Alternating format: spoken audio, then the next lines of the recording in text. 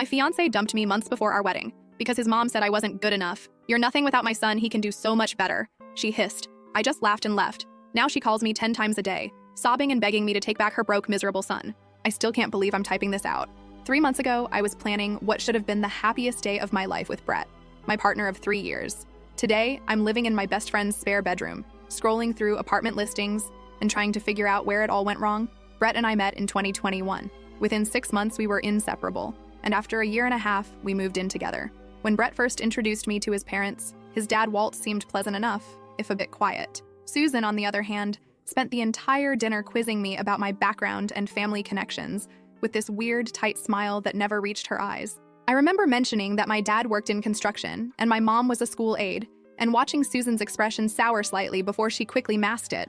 Brett brushed it off later, saying she was just protective and old-fashioned. His exact words were that she came from a family that valued certain connections, but that he didn't care about that stuff. I believed him because, well, love makes you stupid sometimes. When Brett proposed last year, I was over the moon. He did it during a weekend trip to this cute little B&B upstate. We agreed on a medium-sized wedding. Nothing extravagant since we were both saving for a house down payment. The problem started almost immediately after we announced our engagement. Susan insisted on being involved in every single detail. At first, it seemed helpful. She had connections with vendors and offered to help coordinate since I work long hours, but it quickly became obvious she was taking over. The venue I loved was too shabby. The catering I wanted was not the kind of food served at their family events. The dress I fell in love with was a bit cheap looking, don't you think? Brett kept saying it was easier to just go along with her suggestions than fight her on everything.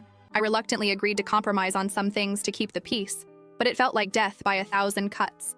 Every decision that was taken away from me chipped at my excitement until wedding planning felt more like a chore than a celebration. The real turning point came during a dinner at their house about 3 months before the wedding. Susan had invited her friends Rita and Angela over, and I realized halfway through that I was basically being paraded in front of them for approval.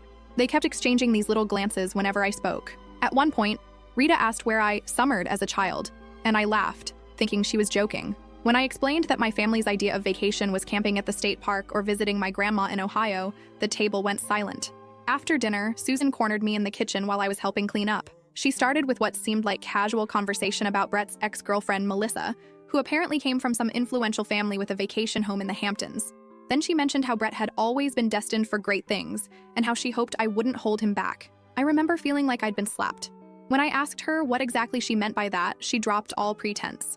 She told me that while I seemed nice enough, I clearly wasn't from the right sort of background to help Brett's future. That my lack of refinement would eventually embarrass him in important circles. That I wouldn't know how to entertain properly or make the right connections. I was so shocked I couldn't even respond at first. When I finally found my voice and told her she was being incredibly rude, she just laughed this condescending little laugh and said something about how my defensiveness proved her point. She said Brett deserved someone who could match his potential, not drag him down. I walked out of the kitchen and immediately told Brett we needed to leave. In the car, I was shaking as I told him everything his mother had said. I expected outrage, anger on my behalf, something.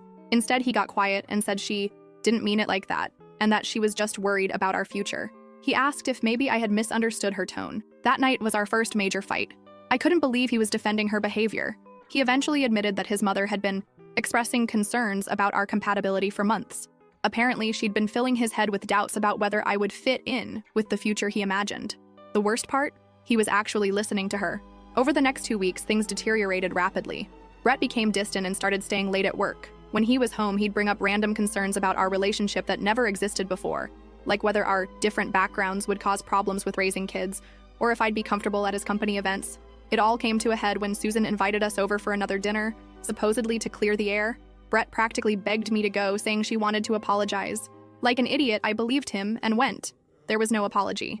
Instead, Susan spent the entire evening making backhanded comments about my clothes, my table manners, even the way I spoke. When Brett stepped outside to take a phone call, she leaned across the table and said, with this chilling certainty, that I was nothing without her son, that he could do so much better than me, and that I should walk away before I ruined his life with my ordinariness. When I started crying, she actually rolled her eyes and said my emotional behavior just proved her point about my lack of composure. When Brett returned, I was gathering my things to leave. When he asked what happened, Susan put on this concerned face and said I had overreacted to some gentle advice about wedding planning. I was done. In the car, I told Brett exactly what happened and said he needed to choose. Either we cut contact with his mother until she could respect me, or the wedding was off. I expected him to finally stand up for me. He didn't. Instead, he said maybe his mother was right. Maybe we were rushing into things. Maybe we did come from two different worlds to make it work. The man I loved, who had sworn he didn't care about status or background, was suddenly parroting his mother's classist nonsense. I took off my engagement ring and placed it on the dashboard. I told him to drop me at Angela's place instead of our apartment. He didn't even try to stop me when I got out of the car. The next day, while Brett was at work, I packed most of my things from our apartment. I left my key and a note saying I would arrange to get the rest of my stuff later. I blocked his mother's number immediately, though I kept Brett unblocked in case he came to his senses. He texted a few days later with a pathetic message about how he was confused and needed time to think. I replied that there was nothing to think about. Either he was willing to build a life with me based on love and respect, or he wasn't. His response? That maybe we should take a break until after his big work project was finished, then reassess. That was my answer. 3 years together, and he couldn't even properly break up with me, just wanted to keep me hanging on while he reassessed. I told him not to contact me again. According to mutual friends, Brett has been telling people we mutually decided to call off the wedding due to different life goals. Meanwhile, I've thrown myself into rebuilding my life. Yesterday, I got a voicemail from Susan. I don't know how she got my new number, but she was sniffling and asking if we could talk about Brett. I didn't listen to the whole thing before deleting it. Whatever drama is happening in their perfect little world isn't my problem anymore. I know this was long, but I needed to get it off my chest. The wedding would have been next weekend. Instead, I'm taking myself on a solo trip to a beach rental I found on Airbnb. Not the honeymoon I imagined, but maybe exactly the fresh start I need. First update. First of all, thank you so much for all the support on my original post. The first month after the breakup was honestly a blur. I stayed on Angela's pull-out couch longer than I planned to. She's literally a saint. Every morning I'd wake up disoriented, reaching for Brett before remembering everything that happened. My appetite disappeared and I lost 10 pounds without trying. Angela started leaving protein bars on the coffee table because I'd forget to eat. I spent a lot of time just staring at apartment listings without actually calling anyone. Something about making that move felt so final. Angela never pressured me, but after about 3 weeks, she gently suggested we go look at a place that had just opened up in her friend's building. The apartment was nothing special, just a small one-bedroom with a kitchen barely big enough to turn around in, but it was within my budget and only a 15-minute drive from work. I signed the lease the same day. Moving in was another hurdle.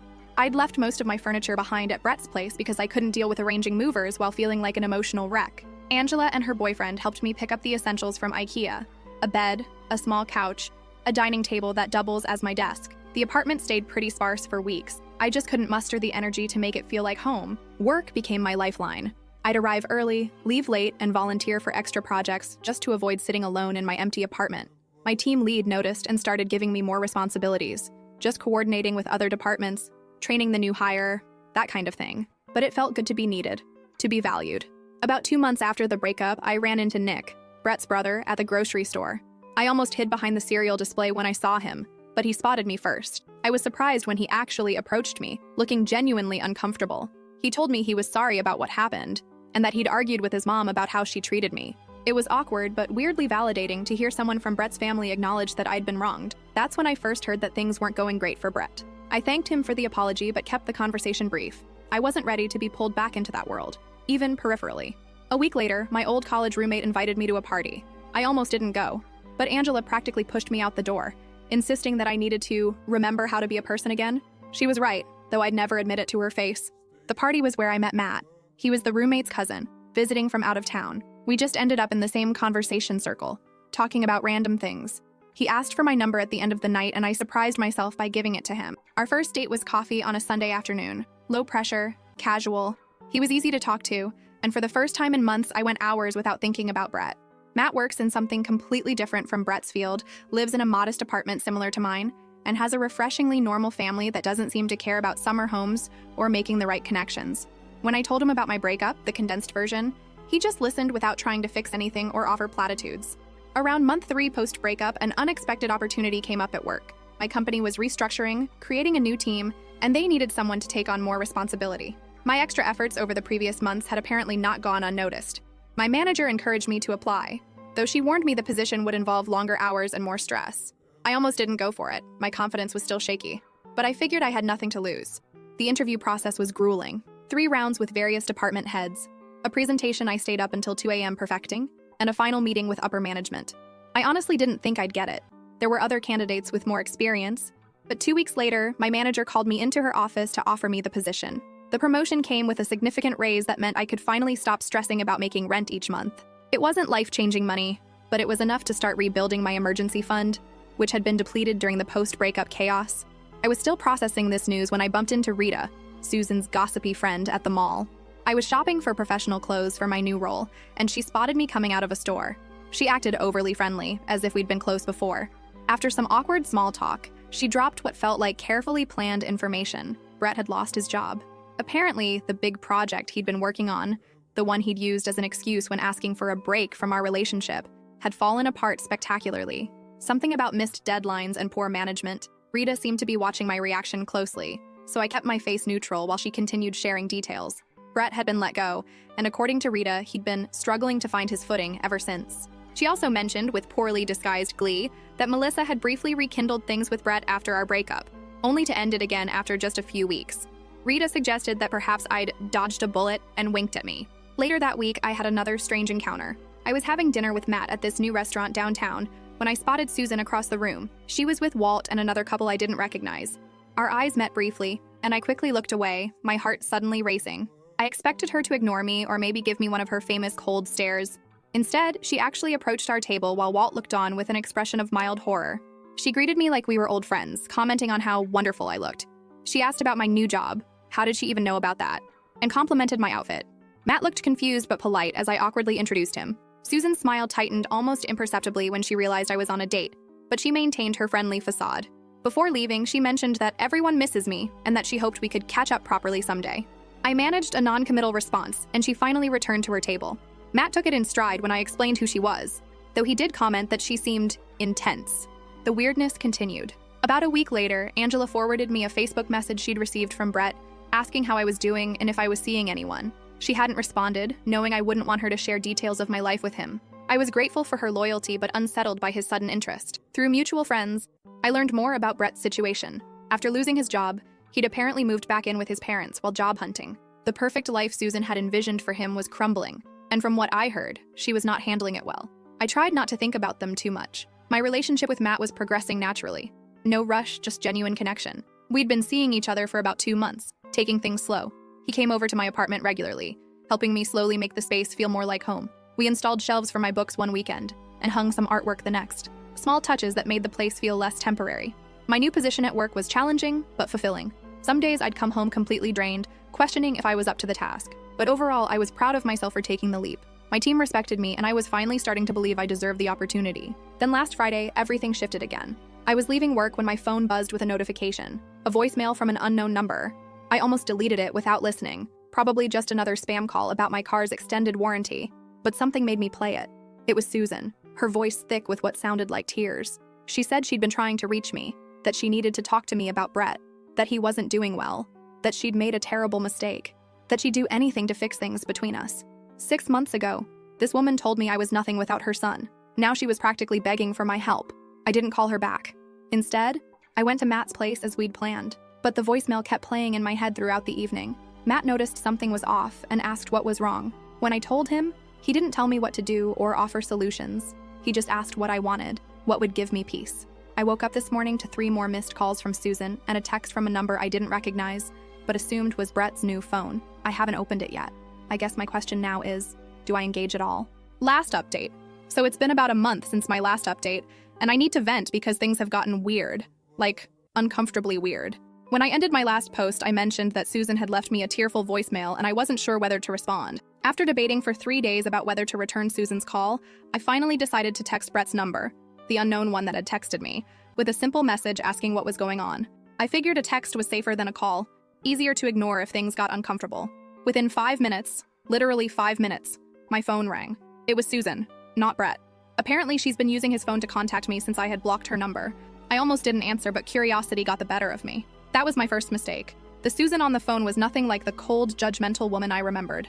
Her voice was shaky, almost desperate. She started by asking how I was doing, commented on how well I looked when she saw me at the restaurant, which was still creepy, and then launched into what I can only describe as the most uncomfortable apology I've ever received. She admitted that she'd been terrible to me, that she'd misjudged me based on superficial factors, and that she regretted driving me away. I sat there in stunned silence as she continued, explaining that Brett had been lost since our breakup, that he'd spiraled after losing his job, that he was drinking too much, that he'd made some bad financial decisions. When I finally managed to ask why she was telling me all this, Her answer made my skin crawl. She thought I could help him recover because I was such a stabilizing influence. She actually said that Brett needs someone responsible like me right now. The audacity of this woman, to go from telling me I wasn't good enough to deciding I was exactly what her son needed when things got tough. I told her, as calmly as I could, that I was sorry Brett was struggling, but that we'd been over for months. I mentioned that I was seeing someone else now. Her response? A dismissive comment about how these rebound relationships rarely last, and how Brett and I had real history. Then she asked if we could meet for coffee to discuss Brett's situation further. Against my better judgment, and Matt's concerned look when I told him about it, I agreed to meet Susan at a coffee shop the following weekend. I told myself it would give me closure. Maybe I also wanted to see for myself how desperate things had gotten for her to come crawling back to the girl she once considered beneath her son. When I arrived at the coffee shop, Susan was already there, looking noticeably different from the polished, superior woman I remembered. Her normally perfect hair was pulled back in a hasty ponytail. Her makeup was minimal, and she looked tired. She'd ordered me my favorite drink, a detail that was both thoughtful and unsettling, because it meant Brett had told her what I liked. The next hour was surreal. Susan laid out Brett's downfall in excruciating detail. After losing his job, he'd tried to maintain his lifestyle while job hunting, quickly depleting his savings. He'd made a bad investment in some friend's startup that went nowhere. He'd maxed out 2 credit cards. And now he was living in his old bedroom at their house, sleeping until noon, and barely applying for jobs. Throughout her monologue, I kept waiting for her to ask me directly to take Brett back. Instead, she did something more manipulative. She kept saying things like, "He was at his best when he was with you, and you were always so good at motivating him, and he listens to you in a way he never listens to me." When I reminded her that she once thought I wasn't good enough for her son, she actually teared up and said that she'd been protecting her son from the wrong things, and that she should have valued my steadiness more than Melissa's connections. I almost laughed at how transparent she was being. I was suddenly steady rather than boring, responsible rather than lacking ambition. I left that meeting feeling oddly hollow. I'd expected satisfaction seeing Susan brought low, but mostly I felt pity mixed with lingering anger. I told her I'd think about talking to Brett, but made no promises. That should have been the end of it. It wasn't. The call started the very next day. Susan called to follow up on our coffee meeting. Then she called again to tell me Brett had asked about me. Then she called to mention a job opening she thought Brett might be qualified for, wondering if my company was hiring. Every single day. I started letting the calls go to voicemail. The messages got increasingly desperate. She mentioned that Brett's father was threatening to cut him off financially if he didn't get his act together soon. She talked about how their family friends were asking uncomfortable questions about Brett's situation. She even brought up my parents once, saying she'd love to make amends with them too. Nick, Brett's brother, texted me one evening to apologize for his mother's behavior. He explained that Brett's spiral had been worse than the family had let on. Apparently, Brett had started drinking heavily after our breakup, which contributed to his poor performance at work. Nick mentioned that Susan was partly blaming herself for pushing me away, seeing it as the start of Brett's decline. But he was quick to add that Brett was responsible for his own choices, and that I shouldn't feel guilted into getting involved. I appreciated Nick's honesty, and the fact that someone in that family recognized I wasn't responsible for fixing Brett. Meanwhile, things with Matt were getting more serious. He'd been incredibly understanding about the whole situation, never pressuring me one way or another. We'd started talking about possibly moving in together when his lease ended in a few months. The contrast between his calm support and the chaos of Brett's family wasn't lost on me. About 2 weeks after our coffee meeting, Susan escalated to showing up at my workplace. I was walking to my car after work when I spotted her waiting in the parking lot.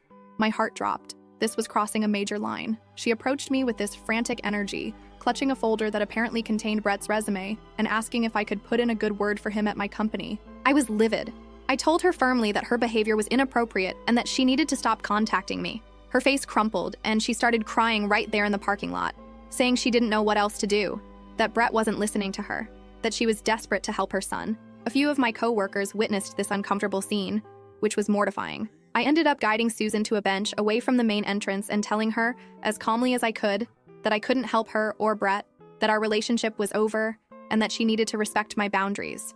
She left eventually. For the rest of the week, I got curious looks from coworkers who had seen the parking lot scene. Angela, who also works at my company, fielded questions from people wanting to know who the crying woman was. It was embarrassing and infuriating. Then Brett himself finally reached out. He sent a long text message apologizing for his mother's behavior and for how things had ended between us. He admitted he'd made a huge mistake listening to his mother instead of standing up for our relationship. He said he missed me every day and had been too ashamed to contact me directly after everything that happened. Reading his message, I felt nothing. No flutter of lingering feelings, no satisfaction at his regret, just tiredness and a vague sense of closure.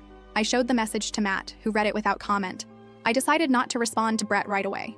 I needed time to think about what, if anything, I wanted to say. But Susan didn't give me that time. She called again the next morning, asking if I'd received Brett's message and what I thought about it. When I told her I thought it was inappropriate for her to be involving herself in our communication, she got defensive and said she was just trying to help. That was when something in me snapped. I told Susan, in a voice so calm it surprised even me, that I was blocking her number after this call. That if she contacted me at work again, I would report it as harassment. That Brett was an adult who needed to solve his own problems instead of sending his mother to fix them. Before hanging up, I added one final thought. That perhaps if she'd raised her son to value people for their character rather than their social standing, he wouldn't be in this situation now. That evening, I finally responded to Brett's text. I told him I forgave him for how things ended because holding on to anger wasn't helping either of us.